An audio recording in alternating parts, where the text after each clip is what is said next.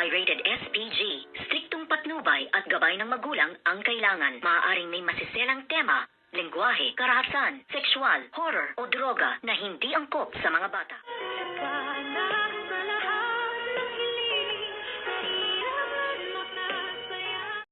Good morning and welcome sa aking munting channel. Dito nga ay abot-abot ang paghingi nga ng sorry nito ngang si Zoe kay Doc RJ, lalong-lalo na nga kay Doktora Annalyn Santos. At dito na nga niya sinabi ang lahat-lahat katulad nga ng pagkawala ng baby nga nitong si Zoe. At sinabi niya kay Doktora Annalyn Santos na sana ay mapatawad mo pa ako dahil hindi ko na mabibilang pa kung gaano karami ang nagawa kong kasalanan sa iyo, na wala palang ibang may kasalanan kung hindi nga ang kanyang mami. At dito naman ay sobra na rin naguguluhan itong ating bidang si Dr. Annalyn Santos. At dito naman kahit nga gaano kasama at karami ang nagawa ng kasalanan nitong ang bruhang si Zoe, ay pinatawad pa rin siya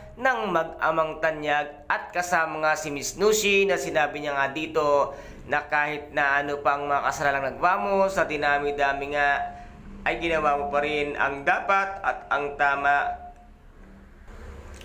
Kaya't nasabi nga nitong si Dr. RJ Tanyag na pinapatawad ka namin sa lahat-lahat ng mga kasalanan mo. At dito pa nga ay naisingit na sabihin ni Doc RJ na hindi si Annalyn ang nagsaksak ng insulin kay Dad Carlos mo, kung hindi ang iyong maming demonyitang si Moira. At ang nakakagulat pa at nakakawindang nga sa lahat, itong ang demonyitang si Moira ay nakagawa na naman ng isang paraan para nga siya ay makatakas. At sinabi nga niya dito na naambus daw ang kanyang sinasakyang mobile papunta nga ng presinto. Kaya't ang alam nga ng lahat, ang demonitang si Moira ay naambus na. Ano na naman kaya ang pakana at palabas ng demonitang si Moira para nga hindi siya tuluyang makulong? At dito naman ay may mga tauhan, kung kaninong tauhan kaya ang mga ito na siya ngayong nangbugulong